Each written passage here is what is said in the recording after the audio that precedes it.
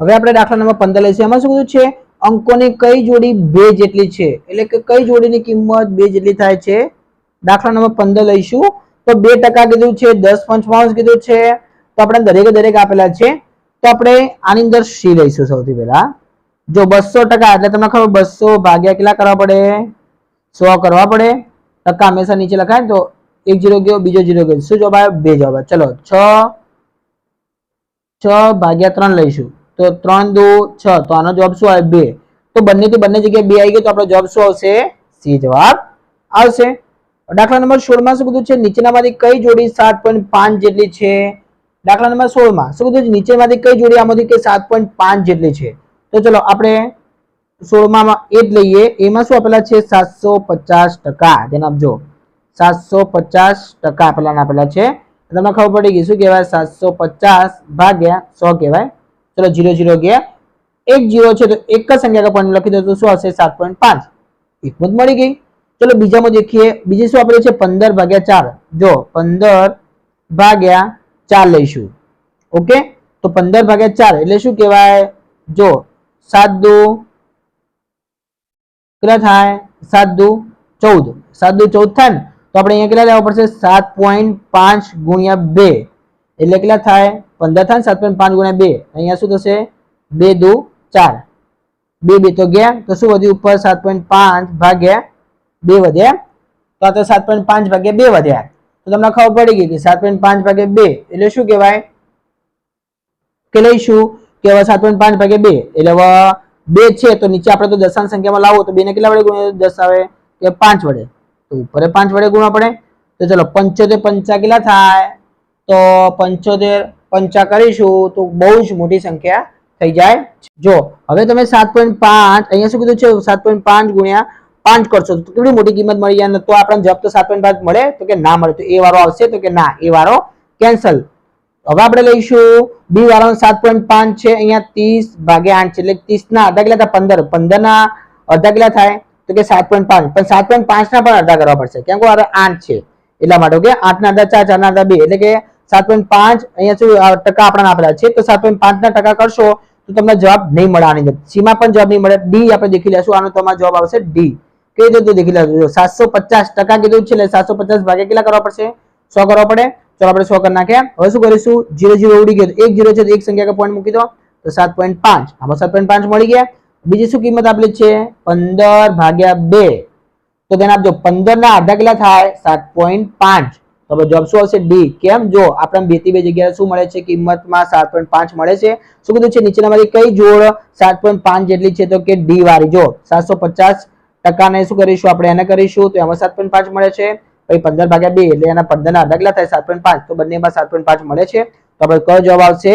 D જવાબ આવશે. ચલો નીચેનામાંથી કઈ જોડી 50% બરાબર છે? ઓકે, દાખલા નંબર લઈશું 17. એમાં કઈ જોડી આમાંથી કઈ જોડી એવી છે કે જે 50% બરાબર છે? એમ કે છે 50% બરાબર. તો આપણે જવાબ દેખીશું. જો પહેલામાં શું આપેલા છે? 0.5 આપેલા છે. 0.5 ને આપણે શું કે ટકામાં ફેરવા તો કેટલા વડે ગુણવા પડશે? 100 વડે ગુણવા પડે. તો શું થાય? 5 ભાગ્યા 10 ગુણ્યા 100. ઓકે, તો શું થાય? 0 0 ગયા તો 10 5 50. લો આપણે 1.50 મળી ગયા. પણ બીજામાં દેખવું પડશે કે બીજામાં મળે કે નહીં. ચલો 1/2 આપણને આપેલા છે, એને આપણે 100 વડે ગુણવા પડશે. એટલે જો જેટલું એટલું ઉડે નાખ તો 50 2 100 તો 2 2 ગયા તો અહીંયા પણ શું મળે? 50 મળી ગયા. એટલે બંનેમાં 50 મળી ગયા. તો આપણો જવાબ શું આવશે? એ જવાબ આવશે. એમાં આપણને આપેલું છે 0.5 અને 1/2. જો ધ્યાન આપજો, 0.5 અને 1/2 બે થી બે કિંમત શેમાં આપેલી છે? એમાં. તો આપણો જવાબ શું આવશે? એ જવાબ આવશે. હવે આપણે પ્રશ્ન નંબર 18 લઈશું. શું કહ્યું છે? ₹1200 ની 80% રકમને 5 મજૂરોના સરખા ભાગે વહેંચતા દરેકને કેટલી મજૂરી મળે? તેના ₹1200 ની 80% કીધું છે. તો ની નો મતલબ તમને ખબર છે શું કહેવાય? ગુણાકાર. તો ચલો આપણે લખીશું અહીંયા દાખલા નંબર 18. 1200 ના ની નો મતલબ ના એટલે ગુણાકાર જ કહેજો. 1200 ગુણ્યા 80. તમને ખબર ટકા ક્યાં લખાય? નીચે 80 ભાગ્યા 100. ચલો એક 0 ગયો, બીજો 0 ગયો. ચલો 12 8 96 થાય. તો પછી આપણે 0 લગાવવા પડશે. 960 થઈ. કુલ કિંમત કેટલી મળી? 960. હવે 960 શું કીધું છે? આ રકમને 5 મજૂરોને સરખે ભાગે વહેંચવાની છે. ઓકે, 960 રૂપિયાને તો અહીંયા લખીશું 960 રૂપિયાને 5 મજૂરોને સરખે ભાગે વેચવાની છે, સરખે ભાગે વહેંચવાની છે માટે શું કરીશું 960 ભાગ્યા 5 ભાગાકાર કરી નાખવાનો તો તમને જવાબ મળશે રૂપિયા 192. કેટલા મળશે? રૂપિયા 192. અહીંયા આપણા સીમા આપેલો છે આપણને જવાબ રૂપિયા 192. તો હા એ આપણો જવાબ રહેશે. દાખલા નંબર 19 લેશે. એમાં શું 20% ના 40% કેટલા થાય? ધ્યાન આપજો. 20% ના 40% ને દીધું છે. તો હવે આપણે આ કેટલે ગઈ જગ્યાએ દાખલો ગણીશું? 20 ના 40% કીધા છે તો આપણે શું કરી ધ્યાન આપજો. 20 મેં તમને કીધું નાનો મતલબ શું થાય? ગુણ્યા 40% ની વાત કરી છે તો ભાગ્યા કેટલા આવશે? 100 આવશે. ચલો એક 0 ગયો, બીજો 0 ગયો, 4 2 8%. પટી ગયો દાખલો. જવાબ આપણા 8% આપેલા છે. હા એમાં આપણા આપેલા છે 8%. એ આપણો જવાબ રહેશે. દાખલા નંબર 20 લેશે. એમાં શું કીધું છે? મિતાલી બેને તેમની પાસેના રૂપિયા 400 માંથી 40% રકમ રાજને વસ્તુ લેવા આપી. ધ્યાન આપજો. કુલ કેટલા છે? 400 માંથી 40%. તો 400 ના 40% સૌથી પહેલા શોધવા પડશે. ચલો દાખલા નંબર અહીંયા લખીશું 20. 400 માંથી 40% એટલે 400 ના 40%. તો 400 ગુણ્યા 40 ભાગ્યા 100. ચલો ચોકું ચોકું 16 એટલે 160 રૂપિયા શું કીધું છે? રાજને વસ્તુ લેવા આપ્યા. રાજને આપ્યા લખી દેડો. આપ્યા. ઓકે ધ્યાન આપજો. રૂપિયા 160 રૂપિયા રાજને આપ્યા. હવે શું કીધું? જો રાજ તેમાંથી 50% રકમ દુકાનદારને ચૂકવે તો વસ્તુની કિંમત શું હશે? આના 50% કીધું છે. શું કીધું છે? 160 ના 50% એટલે 160 ગુણ્યા 50 ભાગ્યા 100. 50% કીધું છે. ચલો 0 0 ગયા, 0 0 ગયા તો 16 5 80 રૂપિયા. તો શું કીધું છે? દુકાનદારને તો 50% રકમ દુકાનદારને ચૂકવે તો વસ્તુની કિંમત શું હશે? તો 80 રૂપિયા વસ્તુની કિંમત હશે. કેટલા રૂપિયા હશે? 80 રૂપિયા. તો આપણે 80 રૂપિયા આપણને આપેલા છે બી માં જવાબ. હા એ આપણો જવાબ રહેશે. હવે આપણે દાખલા નંબર 21 લઈશું. એમાં શું કીધું? પ્રીતમે એકમ કસોટીમાં 40 માંથી 26 ગુણ મેળવ્યા તો તેને કેટલા ટકા ગુણ મેળવ્યા? તો આ દાખલો કીધું ગણીશું તો ધ્યાન આપજો વિદ્યાર્થી મિત્રો. અહીંયા દાખલા નંબર 21 લઈશું. કુલ સંખ્યા કેટલી છે? 40. એમાંથી કેટલા ગુણ મેળવ્યા છે? 26 ગુણ. તો કુલ સંખ્યા હંમેશા નીચે લખવાની, જેટલા મેળવ્યા ઉપર લખવાની. કેટલા ટકા? ટકા શોધવું હોય તો તમને ખબર પડી ગઈ. શું કરે? 100 વડે ગુણવા પડે. ચલો 0 0 ગયા. હવે શું થશે? જેટલું જોઈએ એટલું ઉડા દે. ચલો 6 ચોક 24 થાય પણ 26 આપેલા છે તો શું કરીશું આપણે? જો 13 દુ 26, 5 દુ 10, અહીંયા પાડીશું 2 દુ 4 તો 2 2 ગયા, એક આ બીજો 2 ગયા તો 13 5 આવશે 65%. આપણે શું જવાબ આવશે? 65%. તો અહીંયા 65% આપણા આપેલા છે સીમા. હા સીમા આપણા આપેલા છે. આપણો જવાબ રહેશે. હવે આપણે દાખલા નંબર 22 લઈશું. એમાં શું કીધું છે? મનીષને વાર્ષિક પરીક્ષામાં ગણિતમાં 80 માંથી 64 ગુણ મળ્યા તો તેને કેટલા ટકા ઓછા ગુણ મળ્યા હશે એમ કીધું છે. તો આપણે નંબર 22 લઈશું. એમાં કુલ સંખ્યા કેટલી છે? ઉપર ગણાય તેની રીતે 80. એમાંથી કુલ કેટલા મળ્યા છે? 64. તો કે કેટલા ટકા? તો ટકા કીધું છે તો આપણે કેટલા વડે ગુણવું પડશે? 100 વડે. ચલો 0 0 જાય. અહીંયા શું આવશે? 88 64.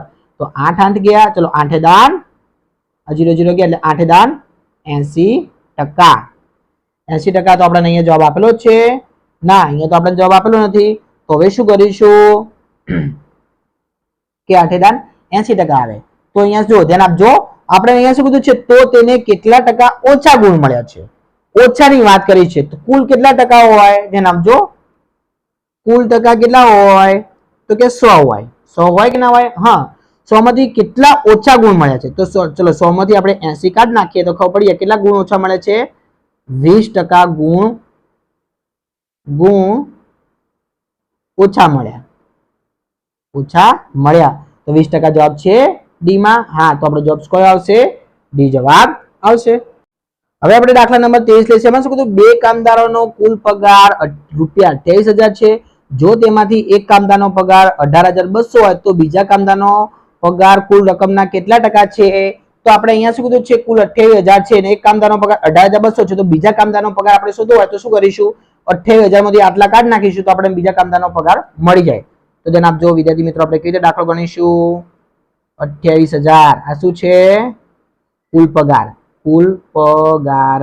ઓકે, ઓછા 18,200 આ શું છે? એક કારીગરનો પગાર છે, એક કામદાર લખીએ. ચલો અહીંયા કામદાર.